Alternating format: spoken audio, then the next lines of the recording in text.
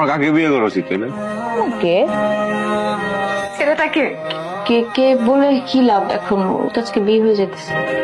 রে এরকম মন খারাপ করে বসে আছিস কেন? আরে এটা তোর বিয়ের আসর, এখানে এরকম গুলো থাকলে হবে? হাসি মুখে থাক, মানুষজন দেখছে। হাসিতে আমি বিয়ে করবো না। কোথায় যাচ্ছ?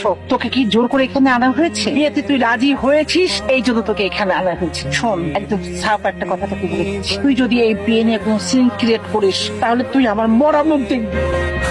বাবা তুমি একটু বোঝাও না প্লিজ। আমি কি বোঝাবো? দেখ বাবা, আমি জানি যে তোর মা সব সময় সব কিছু, সব সিদ্ধান্ত চাপিয়ে দেওয়ার চেষ্টা করে এবং করেছে। আমি যতদূর সম্ভব হয়েছি প্রতিবাদ করেছি, নিজের ক্ষেত্রেও, তোর ক্ষেত্রে তো 100%। কখনো সাকসেস হয়েছে, কখনো হয়নি, কিন্তু আজকে তোর মা যে কথাটা বলেছে না, আমি তার সাথে একমত। ইয়েস, মানে বিয়ে করবো না কথাটা বলার সময়টা তুই পার হয়ে এসেছিস, এখন আর না করা যায় না। মেয়ে চলে আসছে, যাও না তোমরা এগিয়ে